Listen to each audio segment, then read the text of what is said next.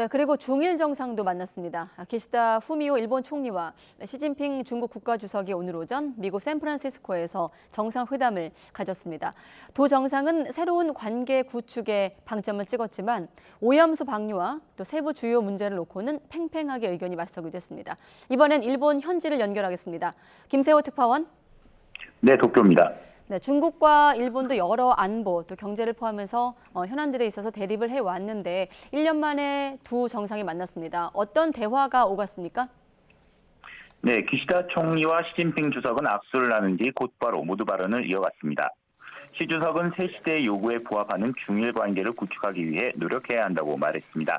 특히 현재 국제 정세는 혼란으로 뒤엉켜 있고 위험과 도전이 끊임없이 발생하고 있다며 평화 공존, 세대 우호, 상생 협력, 공동 발전은 중일 양국 국민의 공동 이익에 부합하는 정확한 방향이라고 주장했습니다. 이어 양국은 역사의 대세를 파악하고 시대의 흐름에 순응하며 공동 이익에 주목해 이견을 적절히 관리해야 한다고 강조했습니다. 이에 기시다 총리는 올해가 중일 평화 우호 조약 45주년이 되는 해라며 세계 평화와 안정에 공헌해 나갈 책임이 양국에 있는 만큼 양국의 더 밝은 미래를 열어가기 위해서는 힘을 합치자고 화답했습니다. 일본과 중국은 최근 오염수 방류 문제와 반도체 수출 통제 등을 놓고 첨예하게 대립해왔는데 두 정상의 발언은 이번 회담을 통해 양국 간 관계 안정화에 방점을 찍은 것으로 풀이됩니다. 네, 두 정상이 밝은 미래를 말했지만 일본의 오염수 방류 문제를 놓고는 의견이 대립한 모양새입니다. 네, 그렇습니다. 기시다 총리는 시진핑 주석과의 정상회담이 끝난 뒤 기자들과 만나 회담 내용을 전했습니다.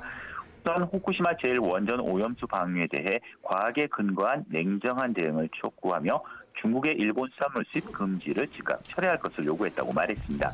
이와 함께 일본 주변에서 중국과 러시아와의 군사협력 강화에 대한 우려를 표하고 타이완 해협의 평화를 강조했습니다. 이 밖에 센카쿠 열대 내 일본 배타적 경제 지역에 설치된 부표를 즉각 철회하라고 요구한 데 이어 중국에서 체포된 일본인의 조기 석방을 요청했습니다. 이 같은 기시다 총리의 발언에 시진핑 주석의 입장도 팽팽히 맞섰습니다. 우선 핵 오염수 해양 배출은 인류의 건강, 전 세계 해양 환경 그리고 국제 공공이익에 관련된 문제라고 지적했습니다.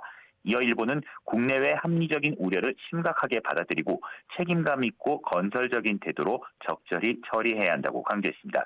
이와 함께 역사와 타이완 등 중대한 원칙적 문제는 양국 관계의 적 기반과 관련된다며 일본은 반드시 신의를 지켜 중일 관계의 기초가 훼손되거나 흔들리지 않도록 확실히 보장해야 한다고 촉구했습니다.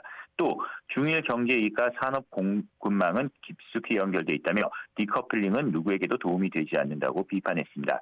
큰 틀에서는 중일 두 정상이 극단적 대립을 피하기 위한 관계 안정화라는 큰 틀에서 공감대를 이뤘지만 세부 현안에서는 여전히 입장차가 좀처럼 좁혀지지 않는 모양새입니다.